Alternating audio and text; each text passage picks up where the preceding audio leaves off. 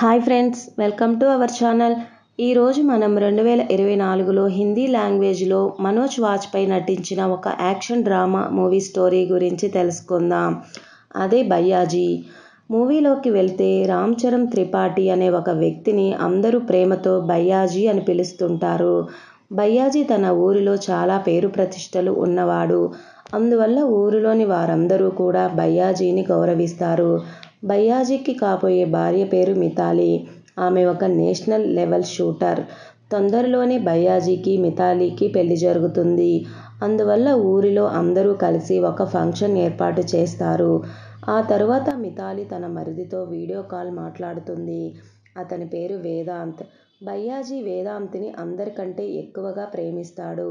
వేదాంత్ ఢిల్లీ నుండి బీహార్కి తన అన్న పెళ్లికి వస్తున్నాడు. తనతో పాటు తన ఫ్రెండ్స్ అయిన మోహన్, అభిషేక్ కూడా పెళ్లికి వస్తున్నారు. మరొక పక్క అభిమన్యు అనే ఒక అబ్బాయి ఢిల్లీలోని చాలా పవర్ఫుల్ వ్యక్తి అయిన చంద్రబన్ సింగ్ కొడుకు. అభిమన్యు కూడా తాగుతూ కారులో తన ఫ్రెండ్స్తో కలిసి వెళ్తూ ఉంటాడు. అదే సమయంలో భయ్యాజీ మళ్ళీ తన తమ్ముడు వేదాంత్తో ఫోన్లో మాట్లాడుతూ ఉంటాడు. అప్పుడు వేదాంత్, నేను నా ఫ్రెండ్స్తో కలిసి రైల్వే స్టేషన్ దగ్గర పరోటా తినడానికి వెళ్తున్నాను. తిని ట్రైన్ ఎక్కుతాం అని అంటాడు. అప్పుడు భయ్యాజీ, ట్రైన్ ఎక్కినాక నాకు ఇన్ఫార్మ్ చెయ్యి అని చెప్తాడు. ఆ తర్వాత వేదాంత్ ఫ్రెండ్స్ వేదాంత్ని చూసి, మీ అన్నయ్య నీకు ఎందుకు అన్నిసార్లు కాల్ చేసి అడుగుతూ ఉంటాడు అని వేదాంత్ని ఆట పట్టిస్తారు. నిజానికి భయ్యాజీ తన తమ్ముడు గురించే ఆలోచిస్తూ ఉంటాడు. ఎందుకంటే వేదాంత్ ఒక అమాయకుడు అని భయ్యాజీ అనుకుంటాడు. ఆ తర్వాత భయ్యాజీ, మితాలి ఊరిలో అందరూ కలిసి ఫంక్షన్లో డాన్స్ చేస్తూ ఉంటారు. కొంచెం సేపు తర్వాత భయ్యాజీ మళ్ళీ వేదాంత్కి ఫోన్ చేస్తాడు. కానీ ఈసారి వేదాంత్ ఫోన్ లిఫ్ట్ చేయడు. అప్పుడు వేదాంత్కి ఏదో జరిగినట్లుగా తప్పుగా అనిపిస్తుంది. మరోవైపు చంద్రబన్ ఒక ఫ్యామిలీని బంధిస్తాడు. ఎందుకంటే అభిమన్యు మీద ఒక అమ్మాయి తనని రేప్ చేశాడు అని కంప్లైంట్ ఇస్తుంది. అందువల్ల ఈ విషయం చంద్రబన్కి తెలిసి ఆ అమ్మాయి తన ఫ్యామిలీని కిడ్నాప్ చేస్తాడు. అయినా కూడా ఆ అమ్మాయి చంద్రబన్తో, నేను నిన్ను చూసి ఏం భయపడను. నీ కొడుకుకి నీకు శిక్ష పడేలా చేయడానికి నేను కమిషనర్ దగ్గరికైనా వెళ్తాను అని అంటుంది. ఆ మాటలు విన్న చంద్రబన్కి బాగా కోపం వచ్చి ఆ అమ్మాయిని దారుణంగా చంపేస్తాడు. నెక్స్ట్ రోజు భయ్యాజీ తనతో ఉన్న వ్యక్తులైనటువంటి యష్ మరియు బోలా అనే వ్యక్తులను వేదాంత్ని పిక్ చేసుకోవడానికి స్టేషన్కి పంపిస్తాడు. కానీ యష్, బోలా స్టేషన్కి వెళ్ళి చూస్తే వేదాంత్ అక్కడ ఉండడు. ఈ విషయం తెలిసి భయ్యాజీ చాలా భయపడి వేదాంత్ ఫ్రెండ్స్కి ఒక్కొక్కరికి ఫోన్ చేసి అడుగుతాడు. వాళ్ళందరూ తెలీదు అని చెప్తారు. భయ్యాజీ ఫ్యామిలీలో అసలు వేదాంత్ ఎక్కడికి వెళ్ళాడు అని అందరూ భయపడుతూ ఉంటారు. కొంచెం సేపటి తర్వాత ఢిల్లీ పోలీసులు భయ్యాజీకి ఫోన్ చేసి, వేదాంత్కి యాక్సిడెంట్ అయింది, అందువల్ల మీరు త్వరగా ఢిల్లీకి రావాలి అని చెప్తారు. ఆ మాటలు విన్న భయ్యాజీ చాలా కంగారు పడి అయినా కూడా ఫ్యామిలీని ఓదార్చి యష్, బోలాను తీసుకొని భయ్యాజీ వెంటనే ఢిల్లీకి వెళ్తాడు. ఆ తర్వాత భయ్యాజీ ఢిల్లీలోని పోలీస్ స్టేషన్కి చేరతాడు. అక్కడ ఉన్న ఏసీపీ మకన్ భయ్యాజీని చూసి, మీ తమ్ముడు వేదాంత్ చాలా ఎక్కువగా తాగి మత్తులో ఉన్నాడు. ఆ మత్తులో డ్రైవ్ చేస్తూ యాక్సిడెంట్ చేశాడు. ఆ యాక్సిడెంట్లో వేదాంత్ చనిపోయాడు అని చెప్తాడు. ఈ విషయం విన్న భయ్యాజీకి జీర్ణం కాదు. ఎందుకంటే అసలు వేదాంత్కి మందు తాగే అలవాటే లేదు. కొంచెం సేపు తర్వాత మకన్ భయ్యాజీని హాస్పిటల్కి తీసుకొని వెళ్తాడు. కానీ అక్కడ వేదాంత్ శవం మార్చురీలో లేకపోవడం గమనిస్తారు. అంటే యాక్సిడెంట్ ఇంకెవరికో జరిగి ఉంటుంది. అప్పుడు కాంపౌండర్ వాళ్ళని చూసి, నేను ఇప్పుడే వేదాంత్ బాడీని క్లెయిమ్ చేయని బాడీ అనుకొని దాన్ని కాల్చడానికి పంపించాను అని చెప్తాడు. ఆ మాట విన్న భయ్యాజీ తన తమ్ముడి బాడీని కాలిపోకుండా ఇంటికి తీసుకొని వెళ్ళి ఇంటి దగ్గర తన ఫ్యామిలీ సమక్షంలో అంతిమ సంస్కారాలు చెయ్యాలి అని తన తమ్ముడి డెడ్ బాడీ కోసం పరిగెత్తుకుంటూ వెళతాడు. మరోపక్క వేదాంత్ బాడీని అభిమన్యు మరియు చంద్రబన్ ఇద్దరూ కలిసి కాలుస్తూ ఉంటారు. అంటే వేదాంత్కి అభిమన్యుకి మధ్య ఏదో జరిగినట్లుగా తెలుస్తుంది. అందువల్లే వేదాంత్ చనిపోయాడు. కానీ వేదాంత్ అప్పుడే శ్వాస తీసుకున్నట్లు అభిమన్యు, చంద్రబన్ చూస్తారు. అంటే దాని అర్థం వేదాంత్ ఇంకా బ్రతికే ఉన్నాడు. వెంటనే అభిమన్యు తన నాన్న కలిసి వెంటనే వేదాంత్ను మంటల్లో పడేస్తారు. దానివల్ల వేదాంత్ బ్రతికి ఉండగానే మంటల్లో కాలి చనిపోతాడు. ఆ తర్వాత భయ్యాజీ శవాలను కాల్చే ఆ ప్లేస్కి వచ్చి చూడగా తన తమ్ముడి బాడీ కాలిపోతూ ఉండడం చూసి భయ్యాజీ చాలా ఏడుస్తాడు. ఆ తర్వాత భయ్యాజీ తన తమ్ముడి అస్థికలు తీసుకొని ఇంటికి బయలుదేరతాడు. కానీ భయ్యాజీ వేదాంత్ అస్థికలని ఇంటికి తీసుకొని వెళుతుండగా వేదాంత్ ఫ్రెండ్స్ మిమ్మల్ని కలవాలి అని భయ్యాజీకి ఒక మెసేజ్ చేస్తారు. ఆ తర్వాత భయ్యాజీని కలిసిన వేదాంత్ ఫ్రెండ్స్ అందరూ కలిసి అసలు ఏం జరిగిందో చెప్తారు. ఇప్పుడు స్టోరీ ఫ్లాష్ బ్యాక్కి వెళుతుంది. నిజానికి వేదాంత్ మరియు తన ఫ్రెండ్స్ స్టేషన్ దగ్గర పరోటాలు తినడానికి వెళ్ళినప్పుడు వాళ్ళకి అభిమన్యు ఫ్రెండ్స్తో పరోటాల గురించి గొడవ జరుగుతుంది. ఆ తర్వాత వేదాంత్ అభిమన్యుని గొడవ నుంచి దూరం చేయడానికి పక్కకు తోయడంతో అభిమన్యు పొరపాటున పెనం మీద పడి తన ఫేస్ కాలిపోతుంది. ఆ కోపంలో అభిమన్యు వేదాంత్ని కొట్టి కింద పడేసి కారుని వెంటనే తన మీదకు పోనిస్తాడు. దానివల్ల వేదాంత్ చనిపోయే సిచ్యువేషన్లోకి వెళ్తాడు. అది చూసిన వేదాంత్ ఫ్రెండ్స్ తమ ప్రాణాలను కాపాడుకోవటానికి అక్కడ నుంచి పారిపోతారు. ఇప్పుడు స్టోరీ ప్రజెంట్కి వస్తుంది. ఇదంతా విన్న భయ్యాజీ వేదాంత్ ఫ్రెండ్స్ని చూసి ఎందుకు మీరు తనని అక్కడే వదిలేసి వెళ్ళిపోయారని బాగా కోప్పడతాడు. ఆ తర్వాత భయ్యాజీ మితాలీకి ఫోన్ చేసి వేదాంత్ని అటాక్ చేసి చంపేశారని చెప్తాడు. ఆ తర్వాత ఈ విషయం అందరికీ తెలుస్తుంది. అప్పుడు వేదాంత్ వాళ్ళ అమ్మ గట్టిగా ఏడుస్తుంది. ఆ నెక్స్ట్ రోజు భయ్యాజీ వేదాంత్ అస్థికలను ఇంటికి తీసుకువచ్చినప్పుడు భయ్యాజీ వాళ్ళ పిన్ని వేదాంత్ అస్థికలను చూసి ఏడుస్తూ భయ్యాజీని నోటికి వచ్చినట్లుగా తిడుతుంది. దీనివల్ల మనకు భయ్యాజీకి వేదాంత్ సవతి తమ్ముడు అని తెలుస్తుంది. కానీ భయ్యాజీ మాత్రం వేదాంత్ని తన సొంత తమ్ముడిలాగానే చూశాడు. ఆ తర్వాత భయ్యాజీ చిన్నమ్మ భయ్యాజీని చూసి ఎవరైతే నా కొడుకుని చంపారో వాళ్ళ బూడిద నాకు కావాలి. అప్పటి వరకు వేదాంత్ ఆత్మకు శాంతి కలగదు అని చెప్తుంది. ఆ మాటలు విన్న భయ్యాజీ మాత్రం మనం ముందుగా వేదాంత్కి కర్మకాండలు చేద్దాం. వేదాంత్ దినం అయ్యేలోగానే వేదాంత్ని చంపిన వాళ్ళను కూడా చంపి వేదాంత్ ఆత్మకి శాంతి కలిగిద్దాం అని చెప్తాడు. వెంటనే భయ్యాజీ ఆచార సాంప్రదాయాల ప్రకారం వేదాంత్కి కర్మకాండలు జరిపిస్తాడు. ఆ అంత్యక్రియలకు ఊరి జనమంతా కూడా వచ్చి చూస్తారు. ఆ తర్వాత భయ్యాజీ తన చిన్నమ్మ కాకులకు పిండ ప్రదానం చేసి భోజనం తినడానికి పిలిచినప్పుడు ఒక కాకి వచ్చి భోజనం చేయకుండానే వెళ్ళిపోతుంది. దానివల్ల వేదాంత్ అమ్మ ఇంకా వేదాంత్ ఆత్మ ఇంకా ఇక్కడే తిరుగుతుంది. వేదాంత్కి శాంతి దొరకలేదు అని అర్థమవుతుంది. దానితో వేదాంత్ అమ్మకి ఇంకా బాధ అనిపిస్తుంది. అలా బాగా ఏడుస్తూ ఉంటుంది. ఆ తర్వాత భయ్యాజీ కోపంలో గూడెంలోకి వెళ్ళి ఒక చేతిపారను బయటకు తీస్తాడు. ఆ చేతిపార భయ్యాజీకి ఒకప్పటి ఆయుధం. ఇప్పుడు స్టోరీ ఫ్లాష్ బ్యాక్కి వెళుతుంది. భయ్యాజీ నాన్న గ్రామంలోని సేటు యొక్క అకౌంటెంట్గా ఉంటాడు. ఆ గ్రామంలోని ప్రజలందరూ కూడా భయ్యాజీ నాన్నను బాగా గౌరవిస్తారు. ఎందుకంటే భయ్యాజీ నాన్న గ్రామ ప్రజల సంక్షేమం కోసం పోరాడుతూ ఉంటాడు. ఆ తర్వాత దాన్ని వారసత్వంగా భయ్యాజీ కూడా తీసుకొని గ్రామ ప్రజలందరినీ జాగ్రత్తగా చూసుకుంటాడు. ఆ టైంలో భయ్యాజీ బయటకు వచ్చినప్పుడు అందరూ భయపడిపోయి తమ చూపుని క్రిందకు దింపుకునేవాళ్ళు. అలా భయ్యాజీ రాజ్యం కొన్ని రోజుల వరకు గడుస్తుంది. కానీ తండ్రి కొడుకుల మధ్య విభేదాలు వచ్చి శత్రువులు దాన్ని అవకాశంగా తీసుకొని భయ్యాజీ వాళ్ళ నాన్నను చంపేస్తారు. కానీ చనిపోయే టైంలో భయ్యాజీ నాన్న ఇప్పటి నుంచి నేను హింస చెయ్యను అని పేపర్ మీద రాపించి తన కొడుకు చేత ప్రామిస్ చేపించుకుంటాడు. దానితో భయ్యాజీ హింస చేయడాన్ని అప్పటి నుంచి వదిలేస్తాడు. ఇప్పుడు స్టోరీ ప్రజెంట్కి వస్తుంది. ఎప్పుడైతే వేదాంత్ చనిపోయాడో భయ్యాజీ లోపల ఉన్న కోపం నిద్రలేస్తుంది. అందువల్ల వాళ్ళ నాన్న రాపించుకున్న పేపర్ను కాల్చివేస్తాడు.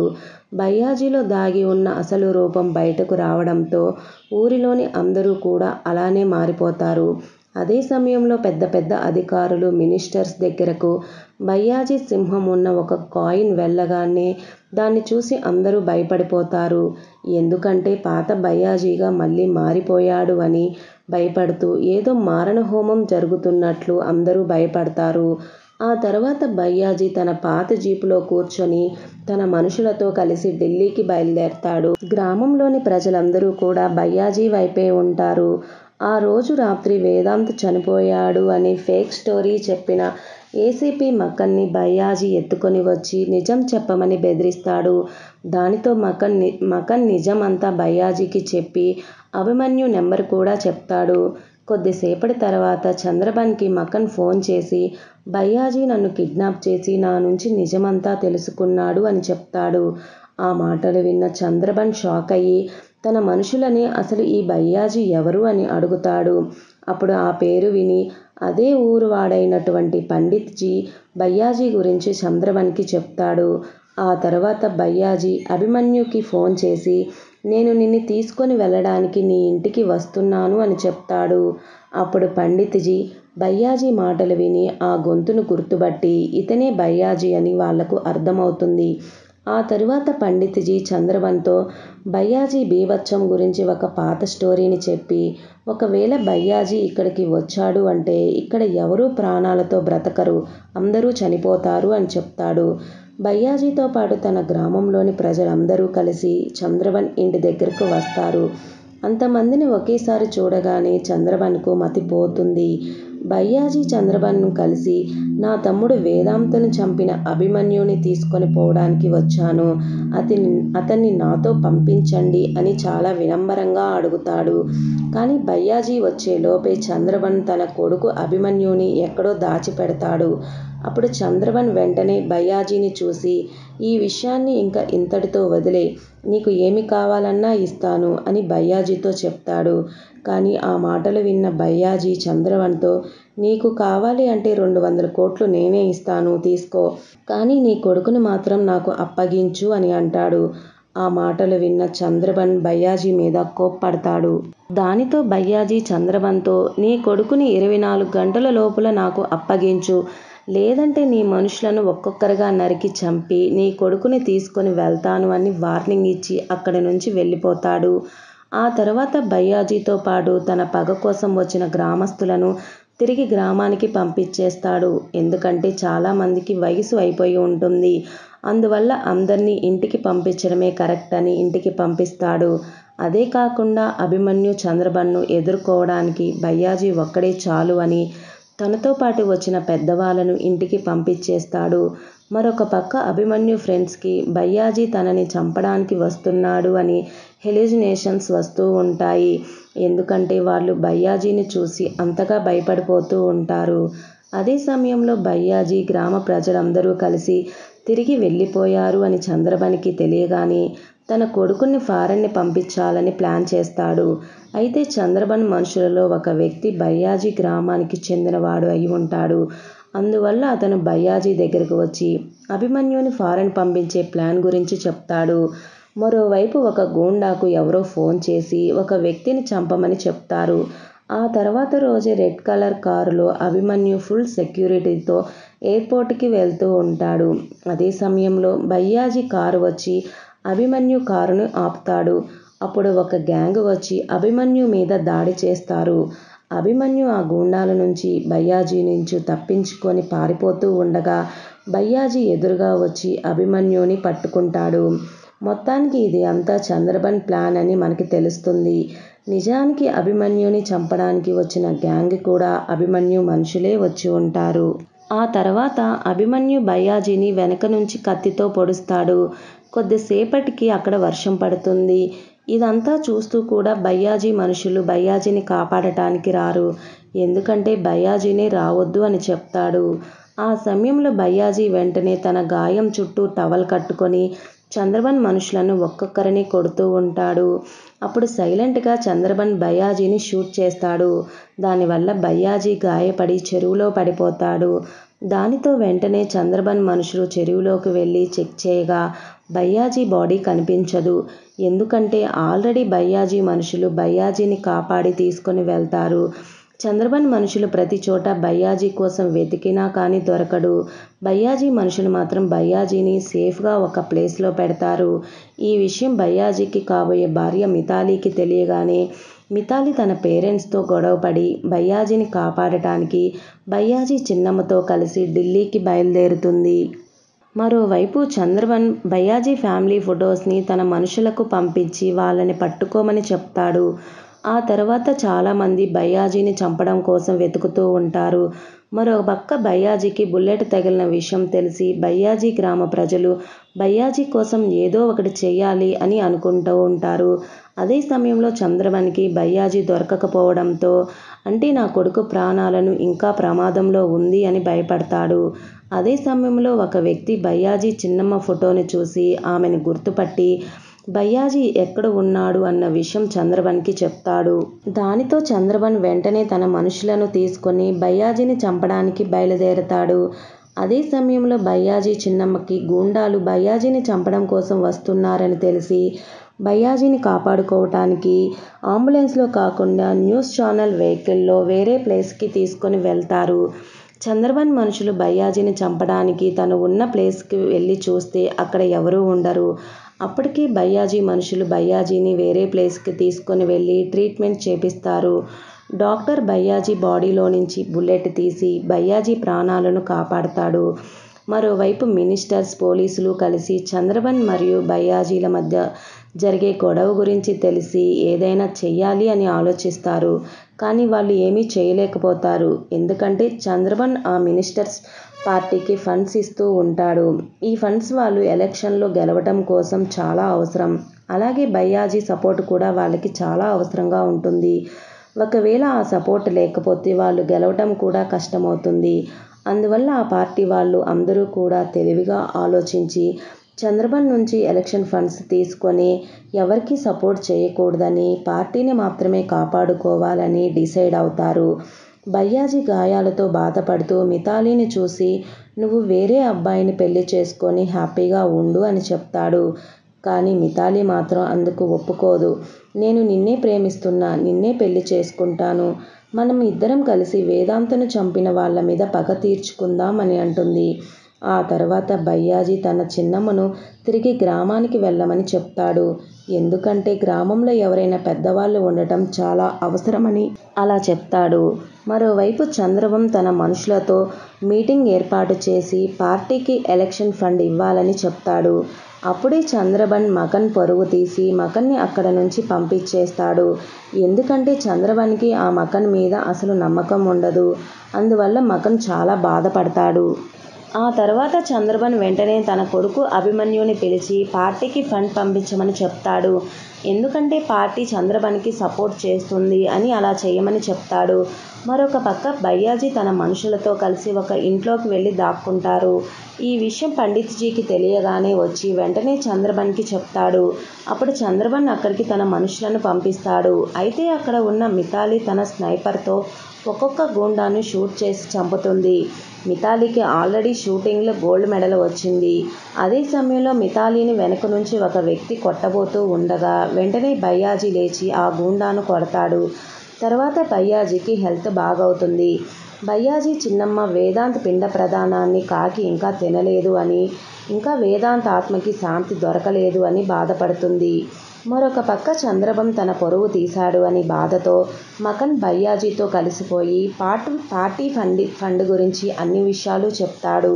అదే సమయంలో భయ్యాజీ గ్రామ ప్రజలు పండిత్జీని భయ్యాజీ గ్రామం తరపున తమకు సపోర్ట్ చేయమని, తమతో కలిసిపోయేలాగా చేస్తారు. ఎందుకంటే ఆ పండిత్జీ కూతుర్ని కాపాడటానికే భయ్యాజీ నాన్న తన ప్రాణాలే పోగొట్టుకోవాల్సి వచ్చింది అని గ్రామ ప్రజలందరూ కూడా పండిత్జీకి గుర్తు చేస్తారు.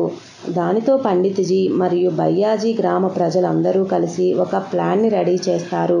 మరొక పక్క అభిమన్యు తన నాన్న చెప్పిన విధంగా పార్టీకి ఫండ్ని పంపిస్తూ ఉండగా సడన్గా అక్కడికి భయ్యాజీ తన మనుషులతో వచ్చి అభిమన్యు మనుషులను ఒక్కొక్కరుగా కొడుతూ ఉంటాడు.